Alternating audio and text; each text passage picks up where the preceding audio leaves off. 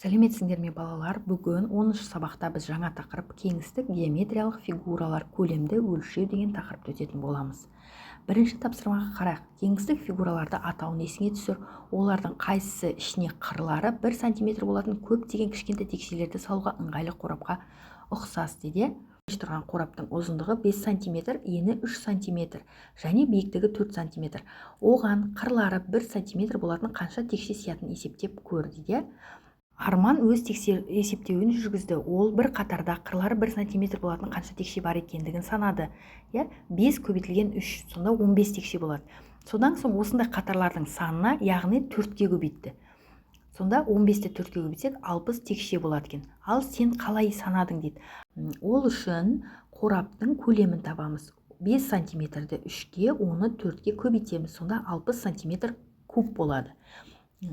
Енді текшенің көлемін тауып алайық. 1 см көбейтілген 1 және 1 см. Сонда ол 1 см куб болады. Яғни 60 см-ді 1 см кубқа бөлетін болсақ, 60 текше болады. Жауабы осы қорапқа қырлары 1 см болатын 60 текше сияды. Екінші тапсырмада берілген тәсілді пайдаланып текшенің көлемін қалай есептеуге болады?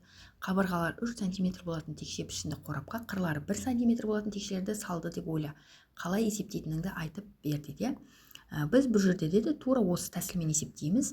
Алдымен текшелердің көлемін тауып аламыз. 1 см көбейту 1 көбейту 1. Яғни биіктігі, ені, ұзындығын көбейтеміз. Сонда 1 см куб болады. Енді 1-ді 9-ға көбейтеміз. 9 текше тұр ғой.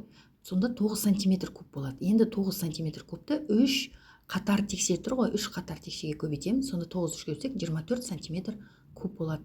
Ал енді екінші тәсілде біз алдымен ауданын тауып аламыз. 3 бөліктің 1 бөлігінің.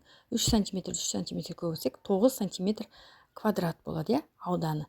Енді осының көлемін табамыз. 9 см-ді 3-ке көбейтеміз, өйткені 3 бөлік тұр. Сонда 27 см куб болады. Жауабы текшенің көлемі 27 см куб.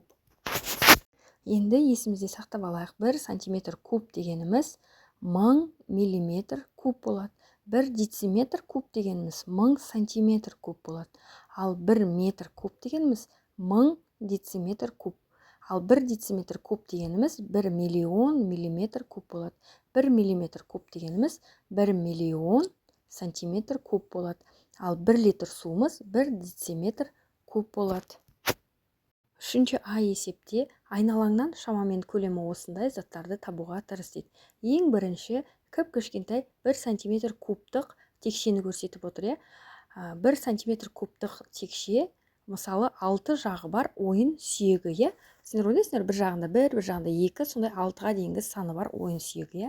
Енді екіншісі 1 дециметр куб болатын текше, ондай сыйлық қорапшасы бар. Мысалы әшекей бұйымдарды салатын сыйлық қораптары болады, сондай. Ал үшіншісі 1 метр куб болатын, 1 метр куб болатын көлемі текшенің орнына біз теледидардың немесе тоңазытқыштың қорабын көзімізге елестетсек болады. Ал 3А есепте салыстыру берілген екен. 5 метр куб немесе 5000 дециметр куб екеуі тең болады. 5 дециметр куб 5000 сантиметр куб тең болады. Ал 10.000 сантиметр куб үлкен 5 дециметр кубтан. 1 метр куб үлкен 10.000 сантиметр кубтан. 5 сантиметр куб 5000 миллиметр кубқа тең болады. Ал 1 дециметр куб 500.000 миллиметр кубтан үлкен. Ал 3Б нұсқасында көрсетілген өлшем бірліктерді өрнекте дейді. 1 метр кубымыз 12.000 дециметр куб болады. Ал 3 метр кубымыз 3000 дециметр куб болады. 1 миллион миллиметр куб 1000 сантиметр кубқа тең. Ал 1 дециметр кубымыз 1000 сантиметр куб немесе 1 миллион миллиметр куб болады. Төртінші тапсырмада суреттегі қораптарға қабырғалар 1 см болатын текшенің неше сиятын есептеп көр. Осылайша сен көлемді табуды білетін боласың дейді.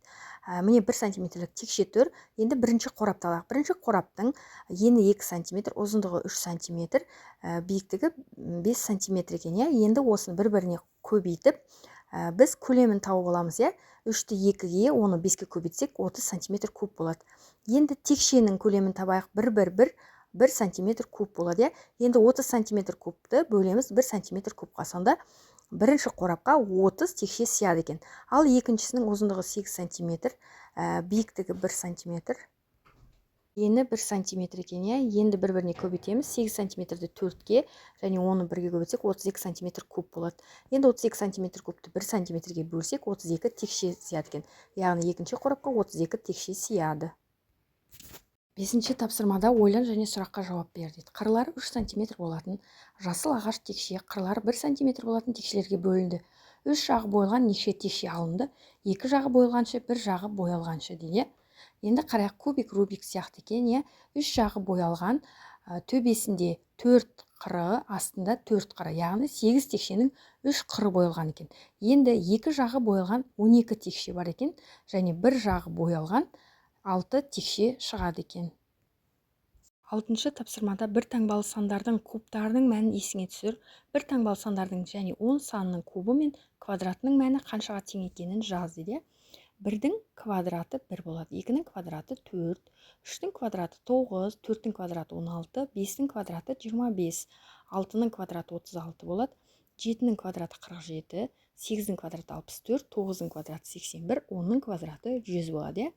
Енді кубтарын қарайық. 1-дің кубы 1, 2-нің кубы 8 болады, 3-дің кубы 27 болады, 4-дің кубы 64 болады, 5-дің кубы 125 болады, 6-ның кубы 216, 7-нің кубы 343, 8-дің кубы 512, 9-дің кубы 729, 10-ның кубы 1000 болады. 7-ші тапсырмада қыры 1 дециметр болатын текше пішінді ыдысқа 1 литр су сиятынын сен білесің бе дейді. Енді бізге айтады, қай ыдыстағы суды мына текшеге құюға болады дейді. Бұл текшені 8 дециметр куб текше екен. Енді соған қандай су сияды? Әрине 8 литрлік су сияды. Өйткені 1 литрлік су 1 дециметрлік текшеге сиятын болса, 8 литрлік су 8 дециметр куб ыдысқа сияды.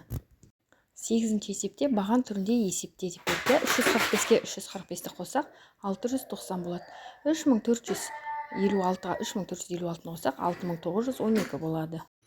34567-ге 34567-ні қоссақ 69134 болады. 345678-ге 345678-ді қоссақ 691356 болады.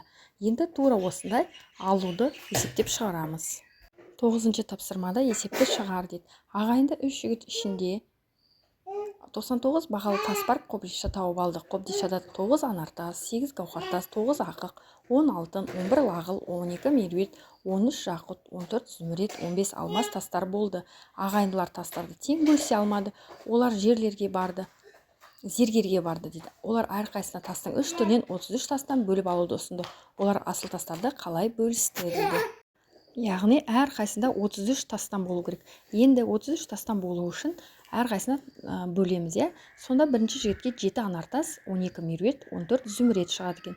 Екінші жігітке 8 гауһартас, 10 алтын, 15 алмас шығады екен. Ал үшінші жігіт 9 ақық, 11 лағыл, 13 жақұт алған.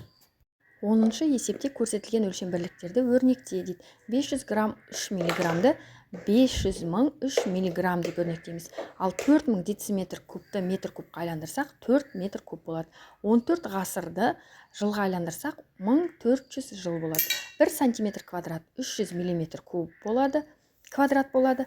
Ал 300 мың миллиграмм граммға айландырсақ 300 грамм болады. Ал 5000 дециметр кубымыз 5 миллиметр куб болады. Балалар, осымен сабағымыз аяқталды. Келесі сабақта кездескенше сау болыңдар.